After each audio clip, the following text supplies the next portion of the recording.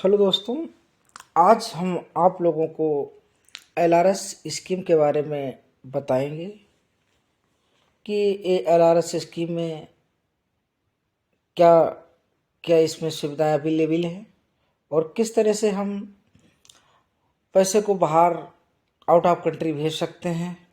उसकी क्या लिमिट है, कौन भेज सकता है, कौन नहीं भेज सकता है। तो ये सारी चीज़ें हम इस वीडियो में आप लोगों को बताएंगे। तो आइए सबसे पहले हम जानते हैं कि एलआरएस का मतलब क्या हुआ। Liberalised remittance scheme. ये एलआरएस स्कीम लाने की ज़रूरत क्यों पड़ी? एलआरएस स्कीम लाने की ज़रूरत इसलिए पड़ी कि पहले क्या होता था कि ऐसा कोई प्रॉपर उचित माध्यम नहीं था या ऐसा कोई प्रावधान नहीं था जिस प्रावधान के तहत हम इंडिया से बाहर पैसे को भेज सकते थे। जो भेज सकते थे या हम जो भेजते थे तो उसका बहुत कम मात्रा में भेज पाते थे। जैसे कि हमें कैपिटल ट्रांजैक्शन की अगर ज़रूरत पड़े, बाहर हमें फॉरेन में कोई प्रॉपर्टी इत्यादि हमें खरीदनी होती थी तो हम क्या करते थे कि उसको हम प्रॉपर पैसे को नहीं भेज पाते थे। यानी बहुत से इसमें ऐसे प्रावधान थे कि जिनके माध्यम से या जो हमें एक रुकावट बनते थे। जैसे आप लोगों ने देखा होगा कि फेरा को चेंज करके फेमा किया गया, उसके पीछे भी यही लॉजिक था कि जो हमारा फॉरेन एक्सचेंज था, जो फॉरेन एक्सचेंज जो रिजर्व जो था इंडिया के पास में वो बहुत कम मात्रा में था। क्योंकि जो फेरा था तो एक इसमें चूँकि रेगुलेटरी एक्ट था तो इसमें क्या था, बहुत रेगुलेशन बहुत हार्ड थे कि जो क्रिमिनल अगर कोई गलती हो जाती थी तो क्रिमिनल उसको ट्रीट किया जाता था और वो कोई प्रूव करने के लिए जो भी गलती करता था तो वो उसको मतलब प्रूव करने के लिए उसको कोई चांस नहीं दिया जाता था। तो ये सारी चीज़ें थी, तो इसको देखते हुए फेरा को फेमा में बदला गया। इसी तरह से पैसे जब हम बाहर भेजने होते थे तो हमें बड़ी दिक्कतें आती थी। तो इस चीज़ को देखते हुए गवर्नमेंट ऑफ इंडिया ने 2004 में क्या किया, 2004 में इस स्कीम को लॉन्च किया, फरवरी 2014 एज अ लिबरलाइजेशन। उन्होंने क्या किया, इसमें रिलैक्सेशन दिया कि आप ज़्यादा से ज़्यादा पैसे भेज सकते हो और उसकी एक लिमिट निश्चित की कि इतनी लिमिट तक अगर आपको कंट्री से बाहर पैसा रिमिट करना है तो उस पैसे को आप इस स्कीम के तहत भेज सकते हैं। यहाँ पर रिमिट की बात हो रही है तो दैट मीन्स ये हो गया कि हमें भारत के एब्रॉड यानी भारत से बाहर पैसा भेजने की बात हो रही है, उससे संबंधित स्कीम है। तो इस स्कीम कब लॉन्च हुई? 4 फरवरी 2004 में लॉन्च हुई। ठीक है, आगे हम ज़्यादा डिटेल में इसमें नहीं जाएंगे। और इसमें क्या होता है कि करंट और कैपिटल दोनों प्रकार के transaction, combination of both transaction, इसमें करंट ट्रांजैक्शन और कैपिटल ट्रांजैक्शन दोनों प्रकार के ट्रांजैक्शन इस स्कीम के तहत किए जा सकते हैं। जैसा कि हमने प्रीवियस वीडियो में एक जगह बताया है कि जो करंट अकाउंट होते हैं तो करंट अकाउंट ट्रांजैक्शन जो होते हैं वो होते हैं कि रोज़मर्रा के, हम साधारण भाषा में समझे, करंट अकाउंट ट्रांजैक्शन वे ट्रांजैक्शन होते हैं जो रेगुलरली यानी डे बाय डे यूज में आते हैं। ठीक है, और जो कैपिटल ट्रांजैक्शन होता है, कैपिटल अकाउंट ट्रांजैक्शन होता है, कैपिटल अकाउंट ट्रांजैक्शन का मतलब ये हुआ कि जहाँ पर लायबिलिटी या असेट्स में कुछ अल्ट्रेशन हो, जहाँ पर असेट्स बढ़ रही हो या लायबिलिटी में कुछ जो कम या ज़्यादा हो रहा हो। जैसे मान लीजिए हमने फॉरेन में प्रॉपर्टी खरीद ली तो वो क्या हो गया, कैपिटल ट्रांजैक्शन हो गया। हम ऐसे विजिट करने के लिए हम मान लीजिए अमेरिका चले गए इंडिया से, तो क्या हुआ, हम अमेरिका विजिट करने के लिए मतलब एज अ ट्रैवलर के तौर पे हम कहीं घूमने चले गए लिए, तो जब घूमने गए तो वहाँ पर कुछ नहीं हो रहा है, ना हमारी लायबिलिटी बढ़ रही है ना हमारी लायबिलिटी घट रही है, ना हमारी एसेट बढ़ रही है ना हमारी एसेट्स घट रही है। तो इन दैट केस क्या है, ये आपका हो जाएगा कैपिटल ट्रांजैक्शन और करंट ट्रांजैक्शन। तो इसमें क्या है कि इस स्कीम को जब इनिशियली रूप में जब चालू की गई थी, लॉन्च की गई थी 2004 में, 4 फरवरी 2004 को, तो उस समय इसकी जो लिमिट रखी गई थी वो रखी गई थी $25,000 कि उस समय क्या था कि $25,000 ही बाहर एब्रॉड में भेज सकते थे, जो कि करंट समय में अगर हम वर्तमान समय की बात करें तो इस लिमिट को बढ़ा करके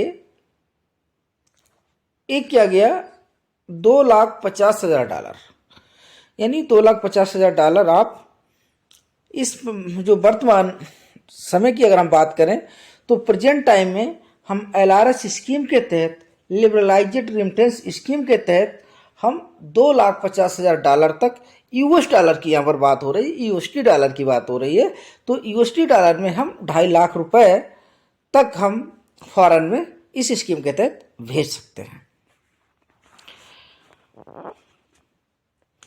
अंडर द LRS इसकी स्कीम के तहत अगर हम बात करें तो इसमें अथराइज्ड डीलर होते हैं, वो अथराइज्ड डीलर्स इस ट्रांजैक्शन को एग्जीक्यूट करते हैं। क्योंकि हम मान लीजिए हमें अमेरिका में पैसा भेजना है, तो क्या होगा कि हम डायरेक्ट तो अमेरिका में नहीं भेज सकते, किसी ना किसी के माध्यम से भेजना पड़ेगा। तो वो माध्यम कौन होगा? एडी होगा। एडी का मतलब अथराइज्ड डीलर्स होंगे, जिनको फेमा एक्ट के तहत, फेमा एक्ट में जो प्रावधान है उसके तहत आरबीआई के द्वारा नियुक्त किया जाता है। आरबीआई ये डिक्लेयर करती है कि अथराइज्ड डीलर कौन होगा। ठीक है, तो ये अलाउ करती है रिमिटेंस बाय रेजिडेंट इंडिविजुअल्स $2,50,000 पर फाइनेंशियल ईयर। तो यहाँ पर कैलेंडर ईयर की बात नहीं हो रही है। कभी कभी एग्जाम में आता है कि जो LRS स्कीम के तहत $2,50,000 जो है यूएसडी डॉलर है, तो वो कैलेंडर ईयर में भेज सकता है या अकाउंटिंग ईयर में भेज सकता है, या हम कह सकते हैं फाइनेंशियल ईयर में भेज सकता है। तो ये सारी चीज़ें उसमें आती हैं। तो ध्यान रखें, ये 1 अप्रैल से लेकर के नेक्स्ट ईयर 31 मार्च तक का टेन्योर कैलकुलेट होता है। उस टेन्योर के दौरान ये $2,50,000 को आप रिमिट कर सकते हैं। Both transaction, current and capital both transaction, यानी दोनों ट्रांजैक्शनों को मिला करके, चाहे आप प्रॉपर्टी खरीद रहे हैं या कहीं इमिग्रेशन के लिए जा रहे हैं या स्टडी के लिए जा रहे हैं या मेडिकल के लिए जा रहे हैं या कोई ट्रैवलिंग टूर के लिए जा रहे हैं या किसी एम्प्लॉयमेंट पर्पज से जा रहे हैं, तो यानी कुल मिलाकर के आप $2,50,000 से ज़्यादा पैसे विदेश में, एब्रॉड में नहीं भेज सकते हैं। कुछ कंडीशनों में आप भेज सकते हैं, लेकिन उसके लिए आपको आरबीआई से अप्रूवल लेना पड़ेगा। 2-3 चीज़ें हैं जिनके संदर्भ में आपको आरबीआई से अप्रूवल नहीं लेना पड़ेगा अगर वो $2,50,000 से ज़्यादा अगर आप भेज रहे हैं। वो कौन कौन सी हैं वो हम आगे वीडियो में बताएंगे। नेक्स्ट है, this scheme is not available to corporate partners firms HUF trust. और याद रहे, ये स्कीम इन लोगों के लिए अवेलेबल नहीं है। कभी कभी आता है कि जो LRS स्कीम है वो किस किस के लिए अवेलेबल नहीं है, किसके लिए अवेलेबल नहीं है, तो उसमें लिखा रहेगा corporate, partnership firm, Hindu undivided family, trust और इंडिविजुअल्स। तो ये इंडिविजुअल्स के लिए है। ओके, आगे आइए, नेक्स्ट चलते हैं। The scheme is available for all resident individuals including minors. इसमें क्या है कि ये स्कीम जो है इंडिविजुअल्स के लिए अवेलेबल है। इवन अगर कोई माइनर बच्चा है, यानी जो जिसकी एज 18 ईयर्स के कम है, तो वो भी इस स्कीम के तहत फॉरेन में पैसा भेज सकता है। ठीक है, इन केस ऑफ माइनर, अगर माइनर है तो जैसा कि आप जानते हैं कि जो हमारा कॉन्ट्रैक्ट एक्ट है, तो उसमें अगर माइनर है तो वो कोई भी कॉन्ट्रैक्ट नहीं कर सकता है। तो इसलिए जब भी वो पैसा विदेश को भेजा जाएगा उसके बिहाफ पे, माइनर के बिहाफ पे, तो उससे जो भी गार्जियन होगा तो वो उस फार्म पर साइन करेगा, यानी अपनी सहमति जताएगा, अपनी अंडरटेकिंग देगा जिस पर वो पैसा, जिसके माध्यम से वो पैसा भेज रहा है। इसके लिए फार्म होता है आपका फार्म नंबर 2, मतलब फॉर्म A2 होता है, उससे पैसे को आप भेज सकते हैं।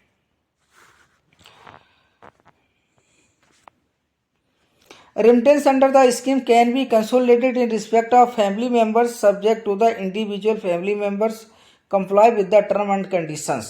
कहने का मतलब है कि इस स्कीम के तहत एक फैमिली के लिए अलाउ है और एक जो इंडिविजुअल फैमिली है तो उसको इसमें कंसोलिडेट किया जा सकता है।